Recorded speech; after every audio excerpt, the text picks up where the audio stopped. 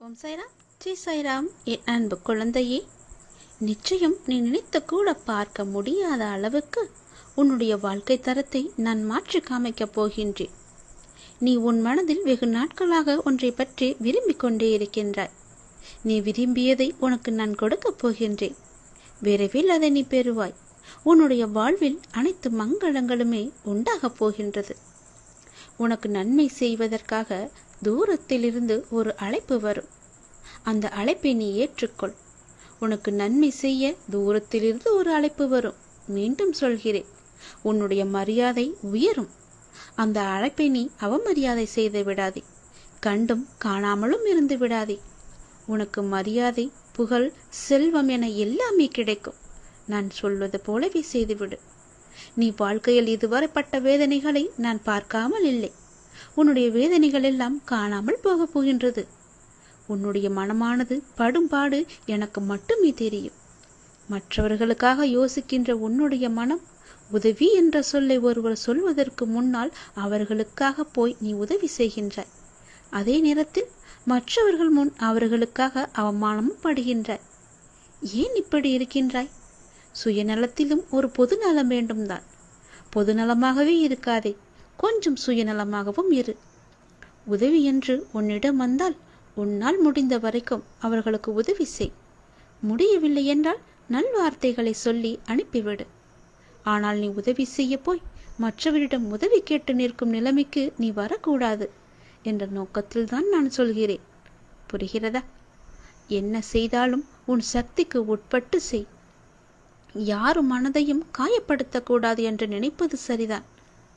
ஆனால் முதலில் ஒன்றை நீ புரிந்து கொள். உன்னுடைய மனதை நீ காயப்படுத்தாமல் அது திடமான மனநிலையில் பார்த்து கொண்டேயானால், அவர்கள் உன்னை காயப்படுத்தினால் அதை சாதாரணமாக எடுக்கும் மனநிலைக்கு நீ வந்துவிட்டால், அவர்கள் பேசும் எதுவுமே உன் மனதை அழுத்தாமல் இருக்கும். நான் சொல்வதை காது கொடுத்து கேள். உன்னுடைய நன்மைக்காக சொல்கிறேன். நீ உன் மனதை காயப்படுத்தாமல் பார்த்து கொண்டாயே என்றால், மற்றவர்கள் காயப்படும்படி எந்த வார்த்தையும் எந்த செய்கையும் உன்னிடம் இருந்து வராது. நீ என்னுடைய அன்பான பிள்ளை. உனக்கு நன்றாக தெரியும், வலி என்பது ஒன்றுதான். அது உனக்கு வந்தாலும் சரி, மற்றவர்களுக்கு வந்தாலும் சரி, எல்லோருக்குமே ஒரே வழிதான். வேறு எதை போட்டும் நீ குழப்பிக் கொள்ளாதே. நீ நன்றாகவே இருப்பாய். உன்னுடைய எதிர்காலம் மிக செம்மையாகவே இருக்கிறது. நல்ல எதிர்காலம் பெற்று வசந்தமாக வாழ்வாங்க நீ வாழப்போகிறாய். உன்னுடைய பிரச்சனையை முடிப்பதற்காகத்தான், உனக்கு நன்மை செய்வதற்காகத்தான் தூரத்திலிருந்து ஒரு அழைப்பு வரும் என்கின்றேன். எந்த அழைப்பு வந்தாலும் அதை நீ ஏற்றுக்கொள். உன்னுடைய மதிப்பு, மரியாதை, புகழ், செல்வம், பெருமை என எல்லாமே உயரும். நிச்சயம் நடக்கும். அப்பா சொல்வது உன்னுடைய நன்மைக்காக மட்டுமே. உனக்கு கிடைக்க வேண்டிய எல்லா பதில்களும் நியாயங்களும் சில தினங்களில் உனக்கு கிடைக்கும். அதுவரை நீ பொறுமையாக என்னுடைய நாமத்தை மட்டும் நிஜம் செய்துவதுதான் உனக்கு நல்லது. அது மேற்கொண்டு எந்த சிக்கலிலும் உன்னை காத்து நிற்கும். எந்த சிக்கலும் உனக்கு ஏற்படாமல் அது உன்னை காக்கும். என்றுமே நான் உனக்கு எப்பொழுதும் துணையாக இருப்பேன். உங்களுக்கு எதிராக எத்தனை பேர் செயல்படுகிறார்கள் என்பதை பற்றியெல்லாம் பொருட்படுத்த வேண்டாம். உனக்காக நான் இங்கு செயல்பட்டு கொண்டிருக்கிறேன் என்பதையும் நீ மறந்துவிட வேண்டாம். உன் மனதை குழப்பும் பிரச்சனை விரைவாகவே சரியாகிவிடும். நான் பார்த்துக் கொள்கின்றேன். என்னுடைய நாமத்தை உன் மனதில் சொல்லிவிட்டு உன்னுடைய வேலையை மட்டும் நீ பார். விரைவாகவே அதிசயம் நடக்கும். ஏற்பட போகும் அதிசயங்களுக்கு நன்றி என்று ஆழமாக சொல்லிக் கொண்டே இரு. அது எப்படி சரியாகும்? சரியாகும் வழிகளை பற்றியெல்லாம் நீங்கள் ஆராய வேண்டாம். நமக்கு ஒரு சில வழிகள் தான் தெரியும். ஆனால் நம்மை படைத்த கடவுள், அந்த இறைவனுக்கு எல்லா வழிகளும் தெரியும் அல்லவா? இந்த பிரபஞ்சத்திற்கு 1000 வழிகள் உண்டு. அது சரி செய்துவிடும். நீ கவலைப்படாதே. உங்கள் வார்த்தைகள், எண்ணங்கள் பிரபஞ்சத்திற்கு கட்டளைகளாக அனுப்பப்பட்டு விரைவாகவே அது சரி செய்துவிடும். உங்களை சுற்றி எத்திராக நடப்பதை பற்றி நீ கவலைப்படவே வேண்டாம். பயம் இருந்தால் நீங்கிவிடு. குழப்பங்கள் வரும்போது பதட்டம் இல்லாமல் அமைதியாக இரு. அப்பொழுதுதான் அதற்கான தீர்வு உனக்கு கிடைக்க வரும். உங்களை பற்றி எதிராக நடப்பதை பற்றியெல்லாம் பயந்து கொண்டு பயத்துடனும் குழப்பத்துடனும் நீ வாழ்ந்து வந்தால் இந்த வாழ்க்கையை உன்னால் நிம்மதியாக வாழ முடியாது. நான் மிகுந்த நம்பிக்கையாக இருக்கின்றேன். விரைவில் எனக்கு அதிசயம் நடக்கும். ஏற்பட போகும் எல்லா அதிசயங்களுக்கும் நன்றி கடவுளை என்று என்னிடம் நீ சொல். இந்த பிரபஞ்சத்திற்கு நன்றி என்று ஆழமாக மனதில் சொல்லிக்கொண்டே இரு. நிறுத்தாமல் சொல்லிக்கொண்டே இரு. உங்கள் வார்த்தைகள், நம்பிக்கையான உணர்வுகள், சந்தோஷமான எண்ணங்கள் போதும். எல்லாவற்றையுமே அது சரி செய்துவிடும். உங்களின் நேர்மறையான சக்தி இந்த பிரபஞ்சத்தை காட்டிலும் சக்தி வாய்ந்தது என்பதை மட்டும் நீ உணர்ந்து கொள். எப்பொழுதும் கண்ணீரும் குழப்பமாக உன்னை நீ வைத்துக் கொள்ளாதே. இன்று நீ மௌனமாக இருக்க வேண்டிய நாள். உனக்கு கிடைக்க வேண்டிய பதில்கள் எல்லாம் சில தினங்களில் கிடைக்கும். அன்று வந்து நீ எனக்கு நன்றி என்று கோரு. உனக்கான பதில்களை தான் நான் தயார் செய்து கொண்டிருக்கிறேன். விரைவாகவே அது உனக்கு கிடைக்கும். பல பல அதிசயங்கள் உனக்கு நடக்கும். எல்லாம் நன்மைக்கே என்று எடுத்துக்கொண்டு இன்று மௌனமாக இரு. கடந்த 1 வருடமாக இருந்த உன்னுடைய மனப்போராட்டத்திற்கு முடிவு கிடைக்கும் நேரம் இது. நீ போகும் பாதையே சரியான பாதை. அதிலிருந்து நீ நகர்ந்து விடாதே. இந்த வழியிலேயே நீ போ. உனக்கு முன்னால் நான் சென்று கொண்டிருக்கிறேன் என்பதை மறவாமல் அதன் வழியே வா. நிச்சயம் நடக்கும். நன்மைகள் நல்லதொரு மாற்றம் நிரந்தரமாக உன்னுடைய வாழ்வில் இன்னும் சரியாக 3 மாதத்தில் வரப்போகிறது. அந்த நல்லதொரு மாற்றம் நீ எதிர்பார்த்ததை விட பல மடங்கு உனக்கு சந்தோஷத்தை அள்ளி தரப்போகிறது. அல்ல அல்ல குறையாத சந்தோஷம். அதை நீ அனுபவிக்கப் போகின்றாய். இது உன்னுடைய வாக்கு அல்ல, இது என்னுடைய சத்திய வாக்கு. உறவுகளில் உள்ள நிலையாமையை நீ புரிந்து கொண்டாய். உலக உண்மைகளை கொஞ்சம் கொஞ்சமாக நீ புரிந்து கொண்டாய். அடங்காத மனத்தினை என் நாமத்தால் அடங்க வைத்து நீ இப்போது பயின்று வந்து கொண்டிருக்கின்றாய். எப்போதும் நேர்மறையாக சிந்திக்க நீ பழகி கொண்டாய். இனி என்ன, ஏன் கவலை? இந்த வாழ்க்கையை கடப்பது உனக்கு எளிதாகவே இருக்கப் போகின்றது. இனி உனக்கு வழிகாட்டியாக நானே உன் கூடவே வரப்போகின்றேன்.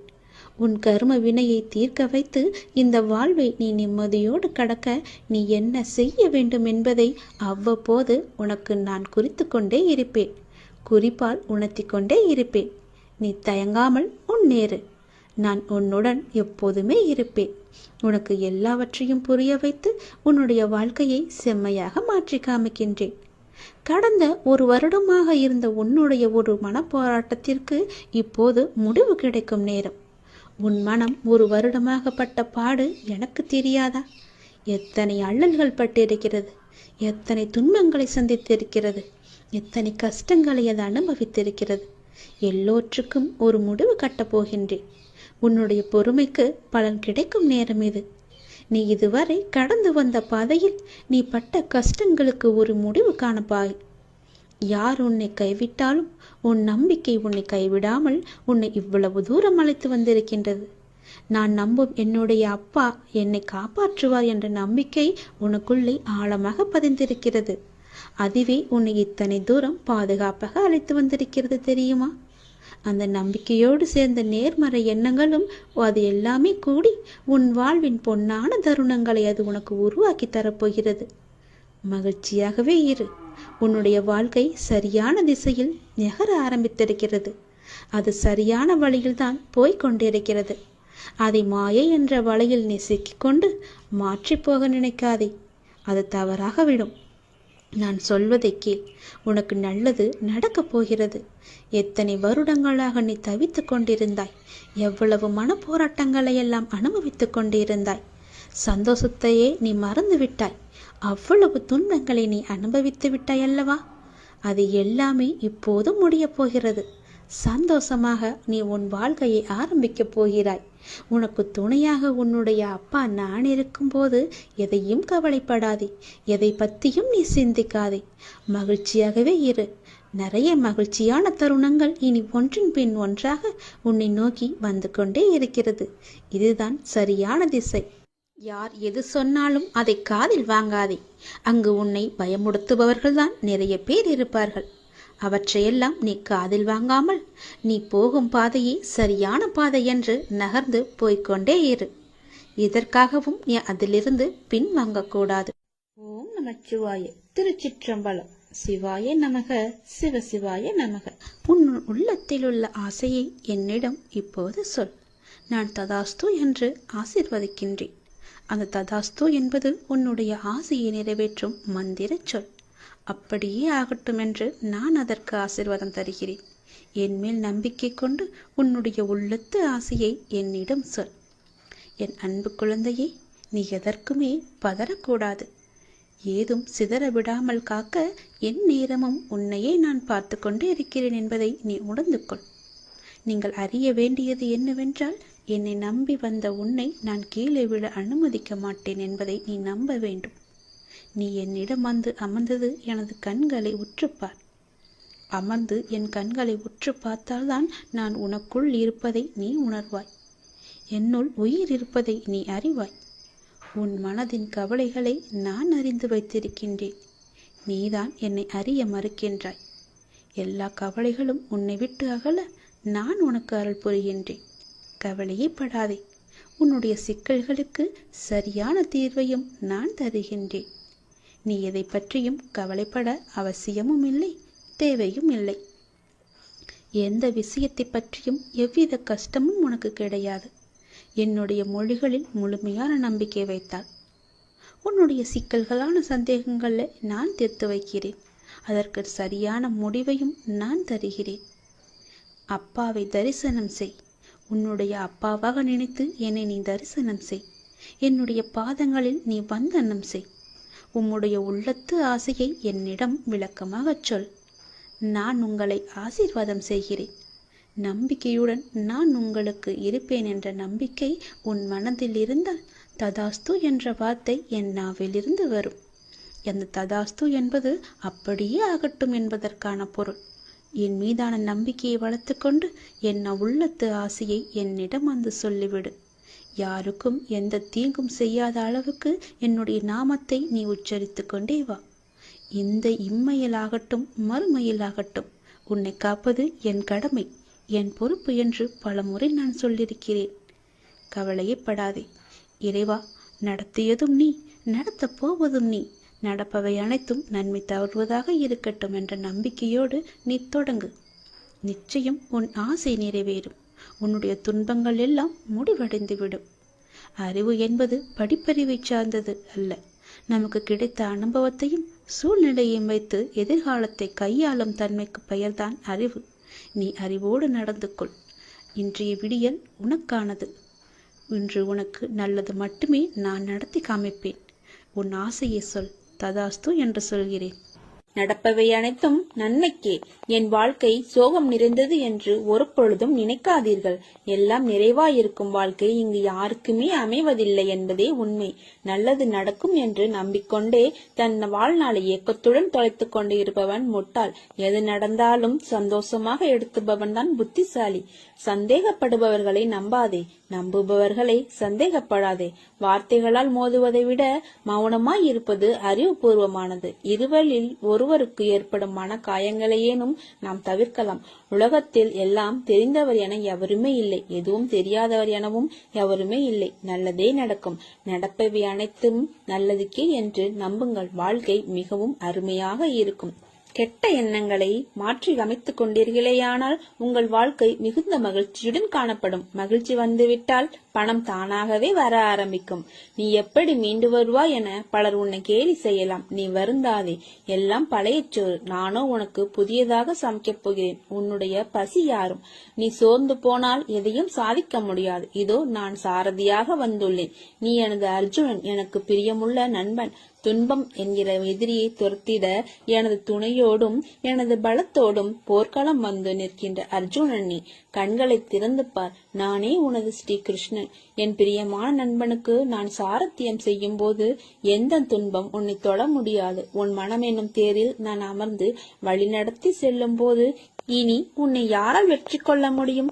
ஒரு நிமிடம் உனது கண்களை மூடி என்னை தியானித்து எனது ரூபத்தை உற்றுப்பார். நான் கிழவன் போல காணப்பட்டாலும் கிழவன் அல்ல, இளைஞன். எல்லையில்லா பராக்கிரமும் சக்தியும் பெற்றவன். உனக்கு மட்டும் கருணையுள்ள தாய். உண்மையாக தோள் கொடுத்து தாங்கும் நண்பன். உனது வாழ்வை கெடுத்தவர்களுக்கு உயிர் குடிக்கும் காலன் நான். உன்னை நீ நினைத்து பார்க்க முடியாத அளவிற்கு உயர்த்தப் போகிறேன். நம்பிக்கையோடு காத்திரு. பொறுமையாக இரு. நான் இருக்கிற நிழலாக நீ செல்லும் இடமெல்லாம் உன்னையே நீ ஏன் கேள்வி கேட்டுக் கொள்ளாமல் மற்றவர்களிடம் உன் பதிலை தேடி அலைகிறாய்? உனக்குள் தானே நான் இருக்கிறேன். உனக்கான பதிலை நான் கூற மாட்டேனா? இன்று உனக்கு ஒரு கனி கிடைத்தது அல்லவா? அதற்கான அர்த்தம் உன்னுடைய அன்பு என்பது அளவு கொள்ளாத முடியாததாய் இருக்கிறது. நல்ல காலத்தில் என் குழந்தையான நீ உன் பிஞ்சு கால்களை வைத்து விட்டாய். அப்பா, நான் வளர்ந்த பிள்ளையாய் இருக்கிறேன், என் கால்களை பிஞ்சு கால்கள் என்று சொல்கிறீர்கள் என்று நினைக்கிறாய். இன்று உன் மனதில் என்ன எண்ணங்கள் தோன்றின என்று நினைத்துப்பார். உன் சாயப்பாவுக்கு நீ எப்போதும் பிறந்த பிஞ்சு குழந்தைதான். நீ உனக்கான அனைத்தும் செய்பவர் நானே, நீதான் பொறுப்பு என்று சொல்லிவிட்டாய். உன் முழு மனதோடு இந்த வார்த்தைக்காகத்தான் உன் சாயப்பா காத்து கொண்டிருந்தேன்.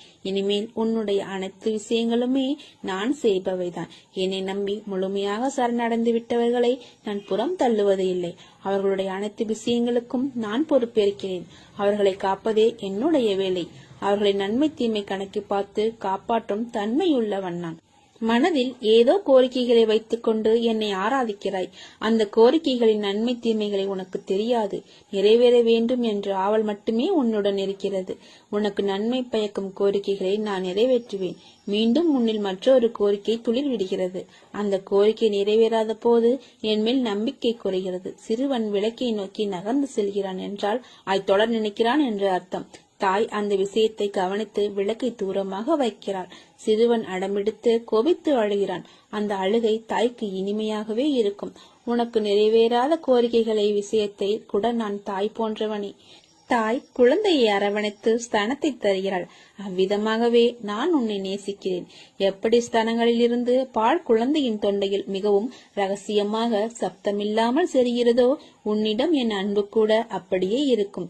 எனக்கு கேட்கும்படி சப்தமாக நீ என்னை அழைக்கிறாய். நான் தெரியாமல் மிக ரகசியமாக உன்னிடம் வருகிறேன். ஒரு கணத்தில் உன் மனம் சபலமடைந்தால் நான் என்ன செய்ய முடியும்? குழந்தை மடி மீது இருந்தால் அல்லவா தாய் பாலூட்ட முடியும். பொறுமை மிகவும் தேவை. என் வார்த்தைகளின் மீது நம்பிக்கை வை. உனக்கு நான் இருக்கிறேன், என்றும் இருப்பேன். ஒவ்வொரு வியாழனும் நாம் காயத்ரி மந்திரத்தை தினமும் நாம் சொல்ல வேண்டும். வியாழன் குரு பகவானுக்கும் குபேர கடவுளுக்கும் மிக சிறந்த நாள். அன்று இந்த குபேர காயத்ரி மந்திரத்தை தினமும், அதாவது வியாழக்கிழமை தோறும் தினமும் மாலையில் இதை மறக்காமல் நீங்கள் செய்து வாருங்கள். உங்கள் வீட்டில் நிறை செல்வம் நீங்காது இருக்கும். இந்த குபேர காயத்ரி மந்திரம் தினமும் நாம் சொல்லிக் கொண்டே இருக்க வேண்டும். தினமும் என்றால் வியாழக்கிழமை தோறும். வியாழக்கிழமை மாலையில் மறக்காமல் இந்த விளக்கேற்றுங்கள். நீங்கள் வீடு நிறைய செல்வம் சேரும். குபேரன் காயத்ரி மந்திரம், குபேர தீபத்தை குபேரன் காயத்ரி மந்திரம் என்று சொல்லிக்கொண்டே நாம் ஏற்றலாம். ஓம் யக்ஷராய வித்மகே வைஷ்ரவனாய தீமகி தன்னோ குபேர பிரசோதயாத். ஓம் யக்ஷராஜாய வித்மகே வைஷ்ரவனாய தீமகி தன்னோ குபேர பிரசோதயாத். ஓம் யக்ஷராஜாய வித்மகே வைஷ்ரவனாய தீமகி தன்னோ குபேர பிரசோதயாத். இதே போல தினமும் வியாழக்கிழமை தோறும் மாலை 6 மணிக்கு உங்கள் வீட்டில் குபேர தீபத்தை ஏற்றிவிட்டு இந்த மந்திரத்தை நீங்கள் சொல்லி பாருங்கள். குபேர விளக்கை ஏற்ற சரியான தினமாக வியாழக்கிழமை பார்க்கப்படுகிறது. அன்று மாலை 5 மணி முதல் இரவு 8 மணிக்குள் இந்த குபேர விளக்கை ஏற்றி பூஜை செய்வது மிகவுமே உத்தமம். தொடர்ந்து குபேர விளக்கு ஏற்றி வழிபட்டு வர குடும்பத்தில் இருந்த துன்பங்கள், கடன் பிரச்சனைகள், சங்கடங்கள் அனைத்தும் நீங்கி உங்களுக்கு நல்வாழ்வு கிடைக்கும். செல்வம் பல மடங்கு பெருகவும், நமக்கு தேவையான செல்வத்தை சம்பாதிக்கவும், நாம் சேமித்து வைத்துள்ள செல்வத்தை பாதுகாக்கவும், எப்போதும் நம் வீட்டில் செல்வம் நிலைத்திருக்கவும், நமது வீட்டிற்கு எப்போதும் செல்வத்தை ஈர்க்கும் சக்தி கிடைப்பதற்கும் நாம் முழு மனதுடன் செய்ய வேண்டிய ஒரு விசேஷ விளக்கு பூஜை இது. செல்வம் பல மடங்காக பெருகுவதற்கு எளிமையான பரிகாரங்கள் இருக்கின்றன. நாம் சம்பாதிப்பதில் ஒரு தொகையை சேர்த்து அதனை அன்னதானத்திற்கு செலவிட அதனை போல் 5 மடங்கு நம்மிடம் வந்து சேரும். கோவிலில் லட்சுமி மீது வைத்த தாமரை மலரை கொண்டு வந்து பச்சை பாட்டில் வைத்து மடித்து பண பெட்டியில் வைக்க பணம் சேரும். செல்வத்திற்கு உரியவள் மகாலட்சுமி. வெள்ளிக்கிழமை வழிபடவும் 24 வெள்ளிக்கிழமை வழிபட்டால் பணம் கிடைக்கும். குபேரனை வழிபட பணம் தடையின்றி, தங்கு தடையின்றி நமக்கு கிடைக்கும். அந்த குபேரனின் அருள் நமக்கு நிச்சயம் கிடைக்கும். செல்வ செழிப்பான கடவுள் குபேர கடவுள். அவர் மற்ற கடவுள்களின் செல்வங்களை எல்லாம் பாதுகாத்து இரட்டிப்பாக பெருக்கிக் கொடுப்பார். குபேர கடவுளிடம் மட்டுமே செல்வம் குறையாது பெருகிக் கொண்டே இருக்கும். இவ்வாறு நம்மிடமும் செல்வம் பெருகிக் கொண்டே இருக்கவும், நம்மிடம் இருக்கும் செல்வத்தை குபேர கடவுள் பாதுகாத்து அதனை பல மடங்காக பெருக்கிக் கொடுக்கவும் நாம் குபேரருக்கு செய்ய வேண்டிய ஒரு உகந்த வழிபாடுதான் லட்சுமி குபேர விளக்கு பூஜை வழிபாடு. வியாழன் வெள்ளிக்கிழமைகளில் இந்த விளக்கினை ஏற்றி நீங்கள் வழிபடலாம். குபேர விளக்கு செல்வத்தின் அதிபதியாக குபேரர் விளங்குகிறார். அவரை நாம் வணங்கி வர அவரின் அருள் கிடைத்து வாழ்வில் வளம் பெறலாம். அவரின் அருள் பெற குபேரர் விளக்கில் தீபம் ஏற்றி நாம் வழிபடலாம். குபேர விளக்கை ஏற்ற சரியான தினமாக வியாழக்கிழமை பார்க்கப்படுகின்றது. அன்று மாலை 5 மணி முதல் இரவு 8 மணிக்குள் இந்த குபேர விளக்கை ஏற்றி பூஜை செய்து இந்த மந்திரத்தை நீ சொல்லி வாருங்கள். வாரந்தோறும் இந்த விளக்கை ஏற்றி தினமும் சொல்லி வாருங்கள். விளக்கு ஏற்றும் நேரம் குபேரருக்கு விருப்பமான வியாழக்கிழமை தினத்தில் காலையில் வீட்டை சுத்தம் செய்ய வேண்டும். அன்று மாலை வீட்டின் வாசலில் செம்மண் பட்டை இட்டு அலங்காரம் செய்ய வேண்டும். அதன் மீது பச்சரிசி மாவில் கோலம் போட வேண்டும். வாசல் நிலைப்படிக்கு சந்தனம் தெளித்து மஞ்சள் குங்குமம் வைக்க வேண்டும். அதன் பின்னர் கரும்புள்ளி இல்லாத ஒரு எலுமிச்சை பழத்தை எடுத்து அது 2ஆக வெட்டவும். ஒரு துண்டில் மஞ்சளும் மற்றொரு துண்டில் குங்குமமும் தடவி நிலைப்படிக்கு இருபுறமும் ஒவ்வொன்றை வைக்கவும். அதன் பின்பு நிலைப்படியின் இரு பக்கமும் மலர்களை வைக்கவும். 5 ரூபாய் நாணயம். முதலில் குபேர விளக்கிற்கு குபேர விளக்கு வைக்கும் மனை அல்லது தட்டிற்கு ஒற்றைப்படையில் மஞ்சள் குங்குமம் பொட்டு வைக்க வேண்டும். பிறகு குபேர விளக்கு வைக்கும் தட்டில் சிறிதளவு பச்சரிசியை வைக்க வேண்டும். பச்சரிசி மகாலட்சுமியின் அம்சம் என்பது குறிப்பிடத்தக்கது. குபேரருக்கு விசேஷமான எண் என்பது 5. எனவே 5 ரூபாய் நாணயத்தை பச்சரிசியில் வைக்கவும். குபேர விளக்கு ஏற்றுவதற்கென்று சில விதிமுறைகள் இருக்கின்றன. விளக்கு ஏற்றும் போது வீட்டினுள், அதாவது வாசலின் முன் நின்றபடி நமது இடது புறத்தில் ஒரு மரப்பலகை அல்லது தட்டி நன்றாக சுத்தம் செய்த குபேர விளக்கை வைக்கவும். அதற்கு மஞ்சள் குங்குமம் வைக்கவும். அதில் நல்லெண்ணெய் ஊற்றி 2 திரிகளை எடுத்து ஒன்றாக சேர்த்து ஒரு திரியாக்கி குபேர விளக்கில் போடவும். பின்னர் வீட்டில் விளக்கேற்றும் பூஜை அறையில் விளக்கேற்றிய பின் குபேர விளக்கிலும் நீங்கள் தீபத்தை ஏற்ற வேண்டும். குபேரின் காயத்ரி மந்திரம், குபேர தீபத்தை குபேரின் காயத்ரி மந்திரம் என்று சொல்லிக்கொண்டே நீங்கள் ஏற்ற வேண்டும். ஓம் யக்ஷராஜாய வித்மகே வைஸ்ரநாய தீமகி தன்னோ குபேர பிரசோதயாத். இந்த மந்திரத்தை 3 முறை சொல்லி நீங்கள் இந்த தீபத்தை ஏற்றலாம். இப்படி செய்வதால் நமக்கு குபேரன் அருள் நீடித்து நிற்கும். குடும்பத்தில் அனைத்து செல்வங்களும் கிடைக்கும். குபேர விளக்கை தினமும் பூஜை அறையில் ஏற்றி வரலாம். குபேரருக்கு உகந்த திசை வடக்கு. ஆகையால் பூஜை அறையில் வடக்கு திசை நோக்கி இதை ஏற்ற வேண்டும். வடக்கு திசை நோக்கியவாறே குபேரர் பொம்மையும் இருக்க வேண்டும். நெய் தீபம். குபேர விளக்கில் நெய் அல்லது நல்லெண்ணெய் சேர்த்து குபேர திரியினால், அதாவது குபேரருக்கு உகந்த நிறம் பச்சை, அதனால் பச்சை நிறத்தில் உள்ள திரியால் குபேர விளக்கு ஏற்றினால் மிகவுமே சிறந்த பயனளிக்கும். பச்சை நிற திரி இல்லையெனில் பஞ்சு திரி வைத்தும் விளக்கு ஏற்றலாம். குபேர விளக்கில் 5 கற்கண்டு சேர்க்க வேண்டும். கற்கண்டு சேர்ப்பதனால் பண வரவு அதிகரிக்கும். விளக்கை சுற்றி வாசனை மலர்கள் வைக்க வேண்டும். குபேர விளக்கை ஏற்றிய பின் நாம் வீட்டின் நிலைவாசலில் இடதுபுறம் வடக்கு நோக்கி வைக்க வேண்டும். நிலைவாசலில் தீபம். ஸ்ரீ மகாலட்சுமி குபேராய நமக, ஸ்ரீ மகாலட்சுமி குபேராய நமக, ஸ்ரீ மகாலட்சுமி குபேராய நமக என்று சொல்லி ஏற்றுங்கள். குபேர விளக்கை நிலைவாசலில் ஏற்ற வேண்டுமென்றால் குபேரர் மற்ற கடவுளின் செல்வங்களுக்கு எல்லாம் பாதுகாவலர். அவரை வாசலில் வைத்து பூஜித்தால் நமது செல்வத்திற்கும் பாதுகாவலராக இருப்பார். விளக்கை ஏற்றும் போது குபேர மந்திரத்தை மனதில் உச்சரித்து கொண்டு ஏற்றினால் மிகவுமே நல்லது. ஸ்ரீ மகாலட்சுமி குபேராய நமக என்னும் குபேர மந்திரத்தை மனதில் பக்தியுடன் உச்சரித்து கொண்டே இந்த விளக்கை ஏற்றி வர உங்கள் குடும்பத்தில் பண வரவு செழிப்புடன் வந்து கொண்டே இருக்கும்.